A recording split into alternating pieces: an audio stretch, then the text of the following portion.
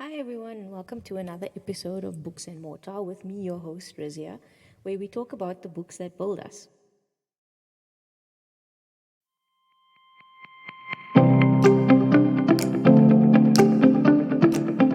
So this episode is about a very rare book called Jonathan Strange and Mr. Norrell, and it's written by Susanna Clarke.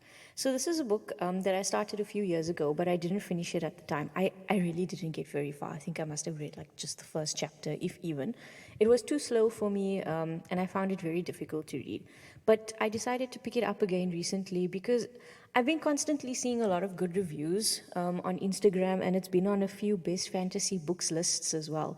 So I thought, maybe I'm missing out on something here. So my FOMO made me pick it up, right? So I'm really glad though that I did it because I enjoyed it. And I don't know, maybe in my older age, I just have more patience with these things now. It's also the type of language that's used. It's kind of like Old English, and it's based in the 19th century. So, yeah, I suppose you can imagine from that. So, 19th century England. So, you can imagine what the English is like. It does take a little bit of getting used to when you start reading it, but I think if you're determined, you can do it. You can do it. Okay. So I'm going to be doing this review in two parts, honestly, just because the book is massive. It's over 800 pages long. It's split into three volumes, and each of them have about 22 chapters. The first volume is about Mr. Norrell. The second one is on Mr. Strange. And then the third one is about another magician named John Usglass. But honestly, after the first volume, the book focuses a lot more on Jonathan Strange than it does Mr. Norrell, which I think is pretty good because he's a much more interesting character than Mr. Norrell. So I have finished the book at the time that I'm recording this, but I'm just going to do the review in two parts. So there are some spoilers here, so please be aware. But I'm also only focusing on the main storyline here. There are a lot of side characters, and they also all have their own side plots. But I'm not going to go into all of that because then I probably have to do it like in 3 episodes.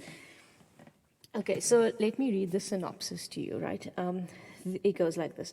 The year is 1806. England is beleaguered by the long war with Napoleon, and centuries have passed since practical magicians faded into the nation's past. But scholars of this glorious history discover that one remains, the reclusive Mr. Norrell, whose displays of magic send a thrill through the country. Proceeding to London, he raises a beautiful woman from the dead and summons an army of ghostly ships to terrify the French.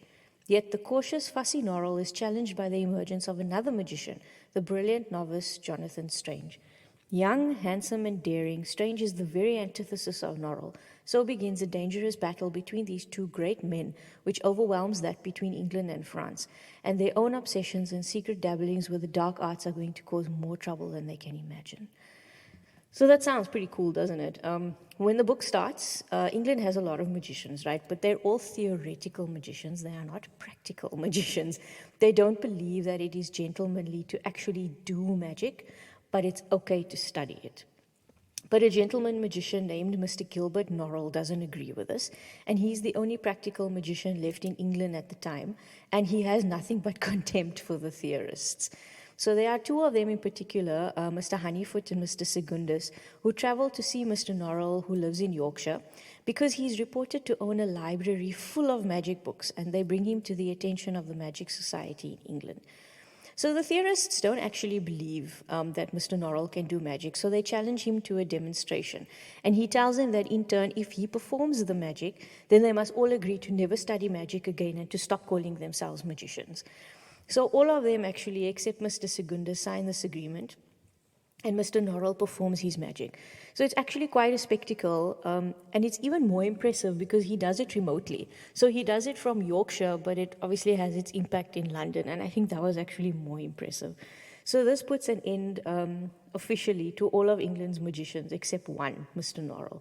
So technically two though, because Secundus didn't sign the agreement, but he's a theoretical magician, so he doesn't count. And you actually get the feeling while you're reading this, and Mr. Norrell wanted it this way.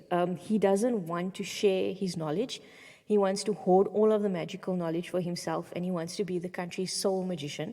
He's very arrogant about his abilities, and he's very suspicious of anyone else who takes an interest in magic, just in case they're a magician and they prove to be more adept than him, and also that if they contradict him and his beliefs and his opinions. So he moves from his home in Yorkshire to London, where he takes up residence with his manservant named Childermas, who has very serious Severus Snape vibes, by the way. So Mr. Norrell moved to London, because he wanted to gain the attention of the government to let him help the English war effort against France using magic. So Mr. Norrell is an extreme introvert, right? So you can imagine getting himself known in society was not an easy thing for him to do. He actually doesn't even want to leave the house. But there's a character named Drawlight who is apparently boasting all over town that he knows Mr. Norrell and that they are the best of friends, and he's promising everyone that he will convince him to appear at dinner parties and show them some magic. So Mr. Norrell actually happens to be at one of these parties, and he overhears Drawlight telling another gentleman this. And he's quite shocked, right? But that's actually how he makes a friend of Drawlight and his acquaintance, Mr. Lascelles, the two of whom are then able to introduce him to society in the hopes of making the type of connections that he's looking for. So Drawlight and Lascelles both have their own arcs in the book, but I'm not really going to go into those. You'll have to read the book to see what happens to them. So they actually also mentioned to him that they know another magician named Vinculus, who is a street magician, and he's also got a bit of a bigger role to play later on. So needless to say, Mr. Norrell doesn't really think much of him, and Vinculus holds all of the beliefs that Mr. Norrell doesn't, especially belief in a particular magician named the Raven King, or John Usclas, the first magician. So later on, Mr. Norrell comes to know that Vinculus is actually in possession of a magic book that once belonged to the Raven King himself and contains a prophecy about the return of magic to England and the two magicians who will bring this about. So he doesn't understand how this is possible because he's the only practical magician in existence in England at the moment. So despite his contempt for John Usclas or the Raven King, he's pretty determined to try and get his hands on this book. So he tries desperately, he interrogates all of Vinculus's wives, there are 5 of them, but to no avail. Eventually, though, to further his agenda, Mr. Norrell is able to call in some favors to meet a gentleman named Sir Walter Pole. So he's a minister in the cabinet, and then he tries to convince him that magic has a place in the war against France. So Sir Walter Pole is engaged to be married to a young lady named Miss Wintertown, and this lady is not at all well. I actually think that she had tuberculosis, to be honest, because of her symptoms. But I might just be biased because, I do work in TB. So it's an advantageous marriage for Walter because she's a lady of means. So, she just has to live until they get married, right? So it's not common, really, for a magician to volunteer to bring someone back from the dead. Based on her symptoms, I personally think she has tuberculosis, but I could be mistaken. So it's an advantageous marriage for Walter because she's a lady of means. But of course, it would be a problem if she dies before they can get married. And this then actually becomes a problem because she passes away before they can actually get married. And then this is where Mr. Norrell comes in. So it's not common for a magician to volunteer to bring someone back from the dead. In fact, I kind of imagine that it's the stuff that they stay away from. And what happens is that Mr. Norrell has to summon a fairy to help him do it. So he's very determined then to be included in the war effort if he's willing to perform a resurrection and enlist the help of a fairy to do so because he has nothing but contempt for fairies. But he feels that if he does this for Sir Walter Pole, he would then, be in his favor, and then he would speak to cabinet about him and get him involved in the war effort. So the fairy he summons doesn't actually have a name, and he's just described as the gentleman with the thistledown hair. He helps Mr. Norrell to bring Miss Wintertown back to life in exchange for half of Miss Wintertown's life. So Mr. Norrell reasons this out, and he decides himself that it's not such a bad deal, and he agrees to this. So there's no one else in the room when this is happening. He's kicked everybody out, including Sir Walter Pole, and he's alone with the fairy. And he reasons it out that if she's 19, I think, at the time, and he figures that if she lives until the age of 90, then it's not bad if the fairy sort of takes half of those years because she would technically have another 70 years to live. And if he takes 35 of those, she'd still have 35 left. So he does the math and he feels, okay, fine, I'm okay with this. he's okay with it, which I felt was just really bad. But anyway, so while the fairy is talking to Mr. Norrell, he actually makes mention of another magician, right, who is a great friend of Mr. Norrell's. But of course, he has no idea who he's talking about because there's no other magicians in England. But now this is the second time that another magician is mentioned, right? The first time was in the prophecy. So anyway, they make the deal, and Miss Wintertown is resurrected. Yeah, it's a hard word to say. The very picture of health. But of course, the deal doesn't exactly take the form that Mr. Norrell anticipated, because just 2 or so years after her resurrection, the now Lady Pole is visited by this fairy gentleman with the thistledown hair, who feels that she lives a really awful life under her husband, Sir Walter Pole, and he figures that he's going to show her a better life by taking her to balls and dinners in a place called Lost Hope in Fairy every night.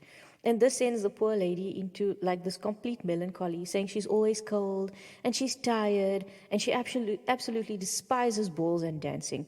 So naturally, if you're being forced to go to a ball and dance every night, you're probably going to get tired of it, right? The thing is, though, try as she might, she can't actually tell anyone what is afflicting her. Whenever she starts to tell the story, she ends up like spouting fairy lore and no one actually understands what she's talking about. And the same thing happens to Stephen, who is Sir Walter Pole's butler. Um, the thistle-down-haired gentleman feels that Stephen is not acting at his proper station in life, and he takes it upon himself to elevate him where he wants it or not. So it seems as though he has good intentions, right? But he obviously just goes about it in a very wrong way. And I don't know, honestly, if his intentions are actually good or not, or if he is just malicious. I think that he's just malicious. I don't think that he really intends good for them or for anyone else, really. So I didn't really enjoy reading the arc about Fairy with Stephen and Lady Pole. It was pretty creepy, right? And it wasn't connecting to the main storyline at this point. But it does eventually, of course. So the thistle-haired man wants to make Stephen the King of England because he believes that he possesses a beautiful character that is befitting to a king. And I agree with him, right? Stephen, I have to mention, his surname is Black, and I'm imagining that it's descriptive, right? Because Stephen is African, right? So he's a black man in England in the 19th century. So you can imagine what that's like for him. So, but Stephen is a bit unsure about, becoming King of England because, like, he doesn't want to. And he tries at every point to get the thistle-haired man to let Lady Pole go without any negotiation for himself, which I felt was really selfless of him, but he was never successful. So later on in the story, Arabella, who is Jonathan Strange's wife, attracts the attention of this thistle-haired man, and then she has lengthy conversations with him when she visits Lady Pole. So she's actually then his third victim. So anyway, Mr. Norrell gets his audience with the government finally, and he's included in the war effort. And he actually does some pretty cool things, because I think that they were really doubting him and of what benefit he would be. But he creates this illusion of boats out of rain, right, so that the French think that a British fleet is advancing on them. And he causes them to waste 11 days in port while the British are actually off elsewhere doing something else. And this is actually how he becomes an employed magician. I thought that was really clever. So Jonathan Strange is the other main character in the story. So he's the son of a man named Lawrence Strange. I feel like Jonathan Strange is actually the main character and Mr. Norrell is actually the supportive, because the story becomes about Jonathan eventually. So he was 4 years old when his mother died, and his father didn't really have much love for him. Shame, poor guy. So he spent half of every year with his late mother's family. Jonathan grew up to be the kind of man who never really committed to anything, though. He tried his hand at a lot of different occupations, but he couldn't seem to find one that occupied him for very long. So this is the description of him. Jonathan Strange was a very different sort of person from his father. He was not avaricious, he was not proud, he was not ill-tempered and disagreeable. But though he had no striking vices, his virtues were perhaps almost as hard to define. At the pleasure parties of Weymouth and in the drawing rooms of Bath, he was regularly declared to be the most charming man in the world by the fashionable people he met there. But all that they meant by this was that he talked well, danced well, and hunted and gambled as much as a gentleman should. In person, he was rather tall, and his figure was considered good. Some people thought him handsome, but this was not by any means the universal opinion. His face had two faults, a long nose and an ironic expression. It is also true that his hair had a reddish tinge, and as everybody knows, no one with red hair can ever truly be said to be handsome. So shame, poor guy. So he's not a very remarkable kind of person, right? He seems to be pretty average and just a generic gentleman. But after Lawrence Strange dies, Jonathan decides that he's going to marry a lady named Arabella Woodhope. So on his way to her residence to propose marriage, he encounters Vinculus, right, the street magician, who had been exiled from London at Mr. Norrell's request. So Vinculus tells him that he's the second magician that the prophecy is referring to, and that his fate has been decided long ago. So Jonathan is quite perplexed by this because he doesn't know any magic and he's not a magician. But I think this like plants a seed in his mind, you know. So after sitting with Arabella and her household, he determines that he's actually now going to become a magician. And he can't really explain why, but this is something that he wants to do now. So that's the thing about magic in this book, though, is that anyone can actually learn it if they want to. It's not something that you have to be born with. So he buys a few spells of Vinculus, and he actually gives them a try, one of them being one spell to discover what my enemy is doing presently. That is quite the name for a spell, right? So he finds this very odd because he doesn't actually have any enemies, but he gives it a try anyway. And the person he sees is Mr. Norrell, but he doesn't obviously know this at the time because he doesn't know Mr. Norrell. So Jonathan and Arabella get married and they move off to London, and they make the acquaintance of our old friends Misters Honeyfoot and Secundus, who tell him that if he wants to become a magician, he should seek out Mr. Norrell and ask him to teach him. So when Mr. Norrell hears about Jonathan, he becomes pretty anxious because, you know, he doesn't like to share his knowledge, but he says that he's willing to meet him. So when they do meet, it becomes apparent almost immediately that these two are not going to see eye to eye. Strange is much more open than Mr. Norrell. He's interested in a lot of different opinions, where Norrell is really just interested in his own. Also, Mr. Norrell is not at all keen to share his books. So he's left a lot of his books in his Yorkshire library. He didn't bring all of them with him to London because he's got like several thousand volumes. So there's one passage in the book that actually made me laugh, right? Because it describes how Mr. Norrell feels about his books and sharing them with people. Strange waited, but Norrell continued to gaze at the book in his hand as though he were entirely at a loss at how to proceed. "Then you must give it to me, sir," said Strange gently. "Yes, indeed," said Mr. Norrell. He approached Strange cautiously and held the book out for several moments before suddenly tipping it up and off into Strange's hand with an odd gesture, as though it was not a book at all, but a small bird which clung to him and would on no account go to anyone else, so that he was obliged to trick it into leaving his hand. He was so intent upon this maneuver that fortunately he did not look up at Strange, who was trying not to laugh. Mr. Norrell remained a moment, looking wistfully at his book in another magician's hand. I can completely understand how Mr. Norrell feels, right? Because you don't know how another person is going to treat your books. Like, what if they dog ear it? Oh my goodness.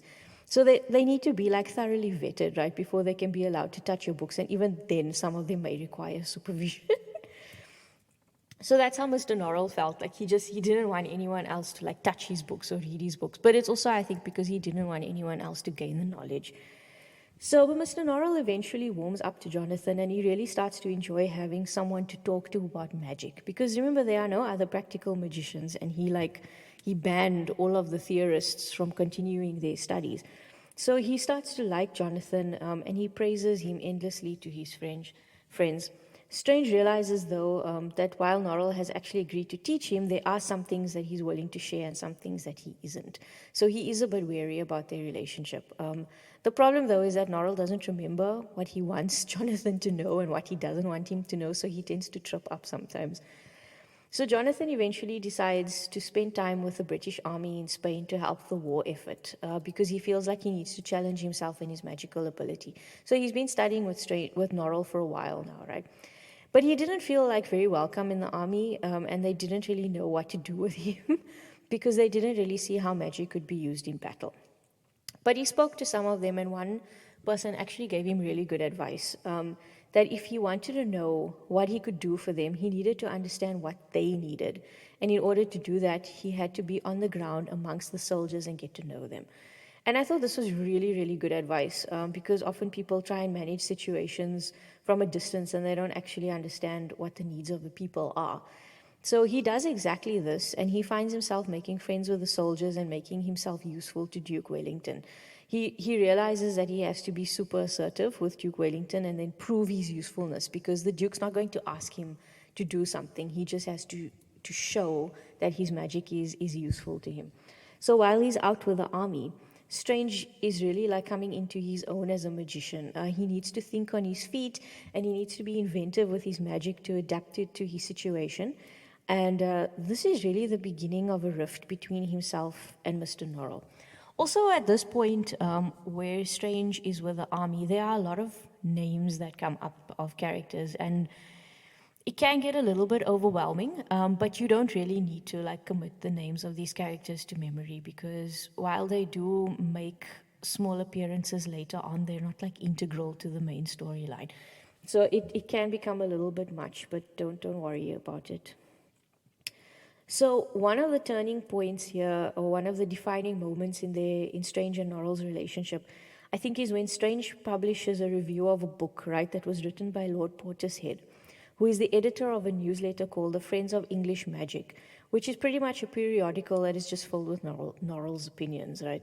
So the funny thing, though, is that Strange helped Lord Portishead with the book. And some of the opinions were actually pushed by he himself. So he's actually reviewing a book that he wrote, which seems like rather a conflict of interest. But it's funny because he wrote like a seriously scathing review. So the major issue, though, between Strange and Norrell is John Usglas, or the Raven King, and his importance in the whole sphere of English magic. So Norrell refuses to believe in his existence, let alone his contribution to English magic, while Strange believes that it's actually Usglas's magic that they are currently doing, so how can he be ignored? So after the review is published, there's anticipation of like this awkward meeting between him and Norrell.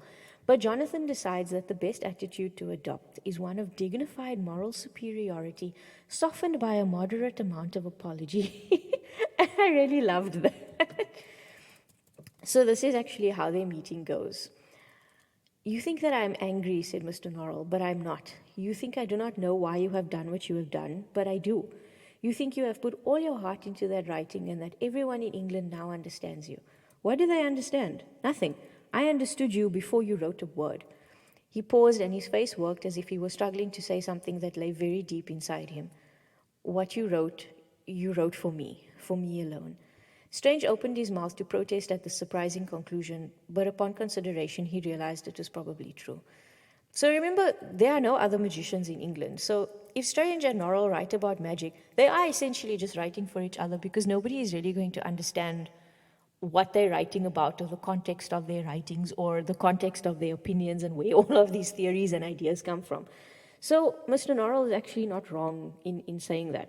And then he actually goes further to tell Jonathan that he agrees with him. It is Usglas's magic that they do. But because he believes that Usglas abandoned them a long time ago, and they won't be able to find him unless he wants to be found. He even confesses to Jonathan that he tried to conjure or summon John Usglas once, but he wasn't successful. So they argue about like some sightings of Usglas that have been reported through the years, but Norrell like refutes them as hearsay. And then he goes on to argue that no one even actually knows what John Usglas looked like, because there are no pictures of him. So yeah, you do wonder then about the legitimacy of the claims. But then, even after meeting with Mr. Norrell, who actually says that he's more than willing to explore Jonathan's ideas and forego his own opinions, but while still withholding his books, Strange is actually pretty determined that he remain distant from Mr. Norrell because he doesn't want to be his student anymore. So Mr. Norrell goes ahead and he keeps an eye on him, but if you want to call a spade, like he just plain spies on him. But I think Jonathan knows, and I think it's because he misses him. Mr. Norrell really fears losing Jonathan as a companion, because he's the only person he can talk to, and he's the only person who would challenge his ideas, and he's very fond of him. So this rift really upsets him a lot, right? And after the confrontation, Jonathan does kind of regret his decision, but of course, pride prevents him from going back. So he decides to move himself and his wife from London to their country house, because he says that there doesn't really seem to be any reason for him to stay in London if he's no longer going to be working with Norrell. So Arabella has at this point become quite good friends with Lady Pole. I think, as close as you can become to somebody with her demeanor. And Lady Pearl's actually very sad to hear about her friend leaving. And it's after this particular meeting, right, that Arabella tells Jonathan about the thistle-haired man that she's been seeing and chatting to at the Pearl residence. So she tells him that the gentleman told her that he's very happy that Jonathan is starting to take a closer interest in fairies, because he feels that you can't be a magician and not be interested in them. And also that she thinks that he must be a king of some sort, because he's told her all about his kingdoms and castles and mansions. So Jonathan becomes a bit suspicious at this point, and he asks Sir Walter Pearl's staff about him. But they say that they have never actually seen such a man in the house before. So just to like a note about the magic, right? The magic in this book is very scientific. It's at a point where magic has been lost in England for a really long time. And Norrell and Strange are like scientists who are putting spells together.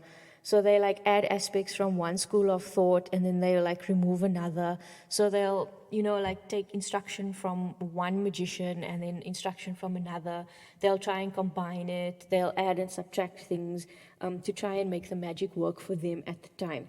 So the magic is somewhat flexible, but it's not flashy at all, right? It's very understated. Like the way the book is written, nothing is flashy. It's almost like Tolkien-esque in its essence, So the book also makes use of footnotes, and some very long footnotes. So if you're not into that, I feel like you could actually just skip it, because it's not really going to affect your understanding of the main storyline.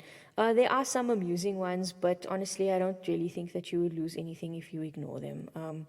So I started off reading all of them, but eventually it got a bit tiresome for me as well. So I don't read a lot of books with footnotes. I think the ones that I read most frequently is probably Terry Pratchett, The Discworld, because he also makes use of footnotes, and then J. Kristoff's Nevernight series, because that one also makes use of footnotes. But I do end up skipping them eventually because I just feel like they become a bit tedious. So this is where I'm going to stop this review. Thanks for listening. This has been an episode of Books and Mortar with me, your host, Rizia, where we talk about the books that build us. Till next time. Bye.